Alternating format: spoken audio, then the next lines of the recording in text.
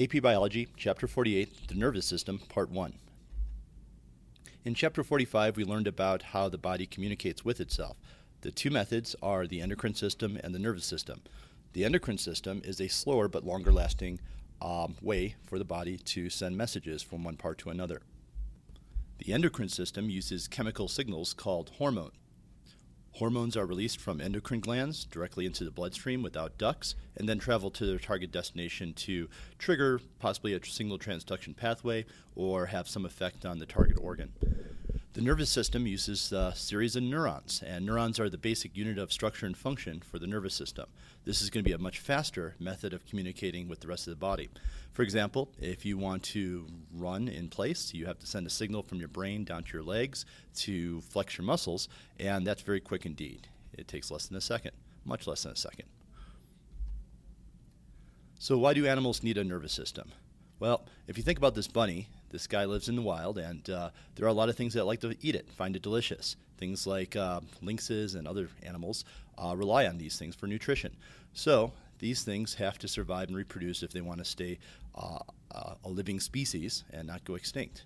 As a result, we have selection for a system of neurons that will provide an ability for this animal to not only detect the external environment, to see if there's danger coming, but also respond to it. Now, some characteristics that animals need in a nervous system: it has to be fast. If you're slower than the thing that wants to eat you, then you're not going to be selected for survival. It has to be accurate, it has to target the specific muscles or areas it's going to be affecting, and it has to be resetting quickly. So if that bunny jumps, it needs to be able to reset those neurons, reset the nervous system in order to jump again and again and again, over and over. So let's talk about some of the parts of the nervous system. Now, this is something you should know, and we definitely need to write this down. The basic unit of structure and function for the nervous system, whether it's your brain, spinal cord, or all the nerves attached to all the muscles in your body, as well as the other nerves that sense the external environment, are made of a cell called a neuron. So you should know the parts of a neuron, and you should know that the neuron is the basic unit of structure and function in the nervous system. Neurons transmit electrical impulses in the form of a diffusion of charged particles throughout the entire cell. And we're going to talk about how that happens in coming up pretty soon. However, you can kind of think of it as like a wire in a way. So you got to think about how the brain is wired to the muscles via these neurons. And if you break these neuron wires, let's call them that for now, then you lose that connection between the brain and the part that it was connected to. So that's one reason why it's kind of a big deal when someone gets a spinal cord injury. The connection between the brain and, say, the arms or the legs is broken, and you can't send the signal to move those parts, so you're not going to be able to move anymore, and you're a quadriplegic or a paraplegic, depending on whether it's just your legs, that's paraplegic, or your entire body, which is quadriplegic. Now, the direction of the signal is listed down here. It always starts at the dendrites. The dendrites are the receiving parts of the neuron, and we should go ahead and sketch this out, make a basic sketch of this neuron. The neuron receives a signal from another neuron or from something else that will trigger that, and then transmits that impulse down the cell body to the part that's going to leave the cell or leave the neuron, which is called the axon. So the signal travels down the axon, signal direction right over here, and eventually reaches a synapse. A synapse is a gap between two different neurons, and or a gap in between the neuron and a muscle or something else that's going to activate. In order to bridge that gap, we're going to need something called neurotransmitters, and we're going to go into a lot of details on that coming up. But this is kind of a basic overview. We have one path out. We have a transmitting of signals from dendrite through the cell body, down through the axon, and eventually at the synapse, which will be transmitting a signal to another neuron or somewhere else that's being affected. All right, pause at this time. Review.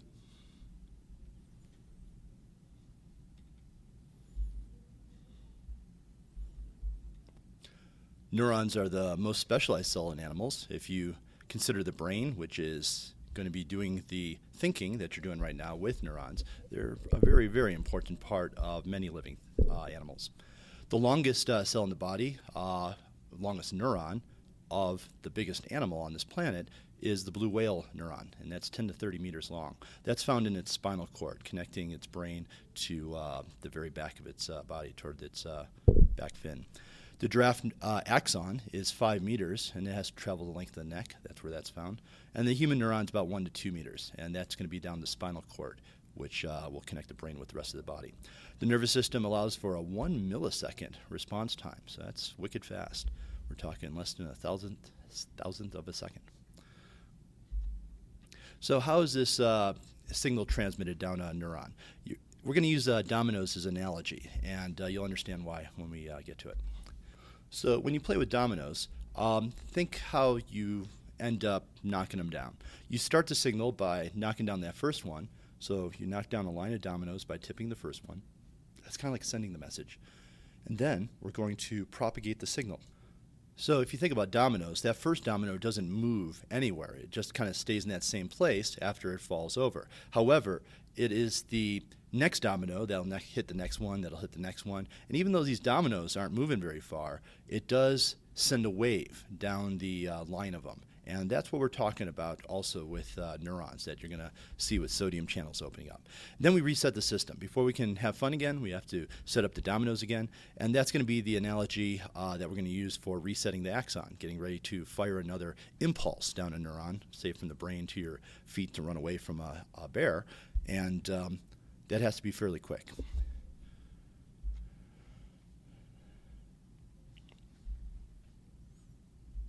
Step 1, start the signal. Step 2, send the signal down the line. Step 3, reset the system. And we're going to talk about each one of those in turn. All right, let's start here with the transmission of the nerve signal. The neuron has a similar setup.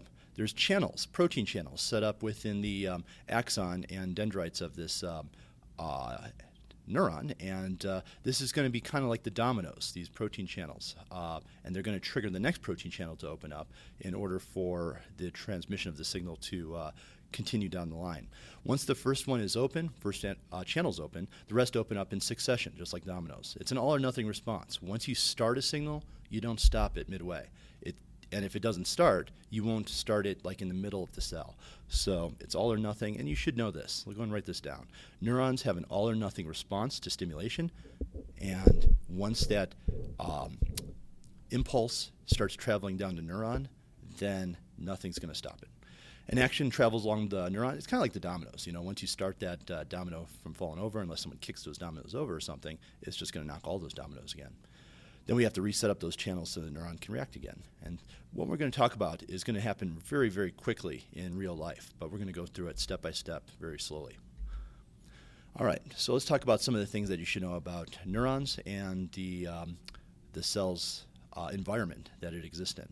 The cells live in a sea of charged ions. We have anions, which are negative ions. The way I remember that is negative has an N in it, and anions has one more N than cations, so I remember that extra N is for negative ion. To help me remember that cations are positive ions, there's a little T in cation that's not found in anion, so what I think of the T as a plus symbol for a positive ion. And if that helps you, use it. All right, so anions, negative ions, they're more concentrated within the cell. And if you take a look in here, we got chlorine, that's a negative ion. We got some amino acids in there also that are negative as well. So inside the neuron, we have more negative, neuron negative. And this is at the starting point. This is not always going to stay this way, but starting off, negative inside the cell. Let's write that down. Cations, or positive ions, are found in greater concentration outside the cell in the extracellular fluid, the interstitial fluid. And those cations that we're going to be talking about are potassium and sodium. This is one of the reasons why you have salt in your diet. Sodium chloride, we use that salt for transmission of nerve impulses. Who would have thought? All right, the cells have a voltage. The opposite sides of the cell membrane have a charge built up across that, and that's the electrical part that we're referring to when we're talking about sending an electrical impulse. The membrane is polarized, or it has a positive and negative part. It's negative inside, that's something you definitely need to know, and positive on the outside. So there's a charge gradient, or a differences in charges. It's like stored energy, or kind of like when you do osmosis, going from high to low water potential, except now we're dealing with charges, which is a little bit different. But it's the same kind of idea of going from one place to another as a result of a difference. All right, measuring the cell voltage, they've done studies on this as far as trying to figure this out, especially on things like squid axons. They're very thick, so they're very easy to put probes and other things inside of it. The charge for an unstimulated neuron or a neuron with a resting potential is going to be minus 70 millivolts, and that's something you want to write down. Unstimulated neuron, not actively transmitting a signal, has a resting potential, or it's at rest, it's not actively sending signals, of minus 70 millivolts. Let's write that down. So how does the nerve impulse travel? The stimulus, the nerve has to be stimulated somehow. So we're going to be opening up sodium channels in the cell membrane, and these are just protein channels. Once we reach a threshold potential, that's going to trigger that all or nothing response. So you kind of have to build up enough of a charge in order for for this thing to be triggered. But once you have enough of a charge, then you're going to have a lot of diffusion very quickly. Membranes become very permeable to sodium, so this membrane right here becomes more permeable to sodium. You open up protein channels, and then the sodium ion diffuses into the cell from high to low concentration. Now, once this sodium diffuses into the cell, that's going to trigger the next protein channel to become more permeable, or have a shape change, to open up that sodium channel to let the next one in, and then the next one in, and then the next one in. And that's basically how we're going to be conducting our nerve impulse. So the next thing you should know is that the stimulus is the result of sodium channels opening up and sodium diffusing into the cell. Now, if you see, sodium is positive, so that's going to be changing the polarity of this neuron as we conduct this impulse. Charges reverse at that point of the neuron, so positive inside, negative outside, and the cell becomes depolarized or becomes more equal in charges inside and outside the cell. So now we've got that first domino down if we're using that as an analogy. Remember, polar means having opposite charges. Depolarized means having the same charge. All right, so now we're making a wave. How does that nerve impulse travel? And nerve impulses are basically the opening up of protein channels, sodium channels, as they trigger the next one and the next one and the next one and send that message down the line. Change in charge opens up sodium gates in the next part of the cell, and this is called a voltage-gated channel, and this is the only time that we're going to be talking about that this year. Voltage-gated channel is a channel that opens up in response to a voltage. So the next one opens up because it's a voltage-gated channel, and that allows sodium to diffuse in, which will open up the next one, the next one, and the next one. Now, this wave is called a nerve impulse, which is also called an action potential. So this impulse here is called the action potential as it's kind of being moved down the line. You can use the nerve impulse and action potential is kind of synonymous for the most part. All right, so now we're going to reset the nerve. And to do that, we have to get rid of the charges. Now, here's where it gets a little interesting. We're not actually going to pump out that sodium again. We had potassium inside that neuron, and the potassium gets pumped out. Now, potassium has a positive charge, so we're getting rid of some of those positive charges that were gained by the nerve impulse or action potential that was created once we reached a threshold potential or a minimum amount of sodium to trigger that nerve impulse.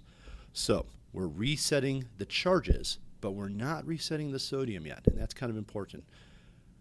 Reset, second wave travels down the neuron right behind the first wave. Potassium channels open up slowly, and potassium is going to diffuse from high to low concentration outside the cell, which will reverse the charges, but not reset the sodium and potassium yet. All right, so that's the second part of this. And this is just going to happen down the line. Combined waves travel down the neuron. The wave of opening ion channels moves down the neuron, and it moves in only one direction. Flow of potassium out of the cell stops the activation of more sodium channels in the wrong direction. So it kind of prevents a reversal of the nerve impulse from the synapse that it's going toward back to the dendrites. We want to go from dendrites to axon to synapse. All right, action potential is propagating. We have a wave or a nerve impulse, also called an action potential. Those are interchangeable. And this happens within milliseconds. So let's go back this up and kind of see how fast this kind of looks. So you can kind of think of it like this, traveling down the neuron. All right, how does the nerve reset itself? So now we've reset the charges, but we haven't reset the ions, and that's going to be the next step after the nerve impulse has traveled down the line. We're going to need to move sodium back out. Remember, sodium diffused in to create the nerve impulse, and then potassium needs to move back in because potassium was sent out. Now, before, we were dealing with diffusion, high to low concentration, high to low concentration. But now we're going against concentration gradients. We're going from low to high concentration, and that's going to require energy. This is one reason why your nerves use up a lot of energy. It's estimated that when you're doing math problems and more difficult problems, you burn off as many calories as walking slowly. And if you think about it, doing those math problems and things like that is a result of neurons. And neurons using up glucose to make ATP to activate this pump over and over again to reset the sodium and potassium concentration inside and outside the neuron. So keep that in mind. You might want to review this a couple times to kind of get a feel for what's going on here. So how does this sodium-potassium pump work? Well, it's active transport, so that means it needs ATP. And there's going to be 3 sodium pumped out and 2 potassium pumped in. And this is a classic example of a active transport, the sodium-potassium pump. That's an ion. So if you take a look here, we had diffusion of sodium in. This was our starting point. Remember, that was our nerve impulse. We had to reach a threshold potential to get enough sodium. And then once the action potential or nerve impulse was traveling down the line, we open up new channels to let more sodium in. Potassium diffuses out. And then here, after this nerve impulse is done, the sodium will be pumped out of the neuron, and the potassium will be pumped in. 3 sodium out, 2 potassium in, requires energy. And now we're ready for another nerve impulse to be sent down the line.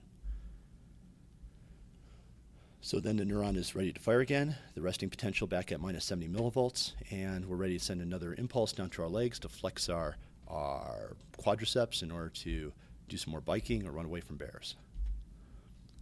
So remember, we started the signal. We had to reach a threshold potential. We had to propagate this signal. That was the action potential, nerve impulse. And then we reset the system by resetting up the sodium-potassium balance using a pump. All right. Now this is the graph of all the things that we just talked about, so let's talk about this.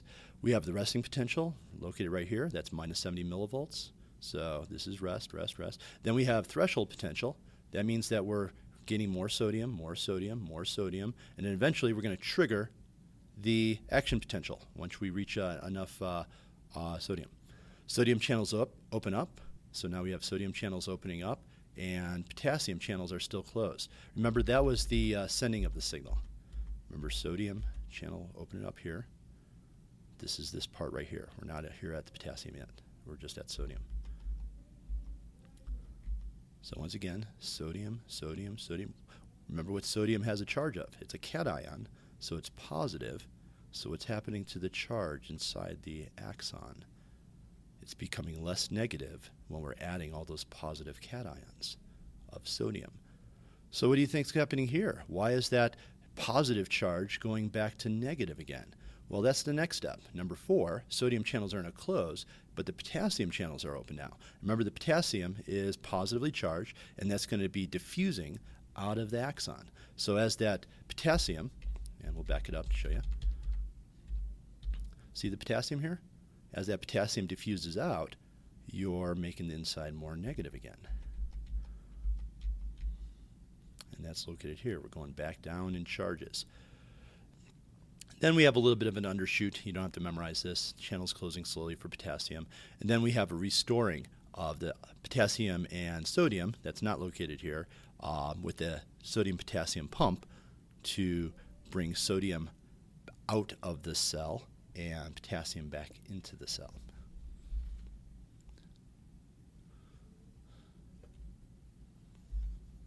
All right, myelin sheath. We're going to stop here.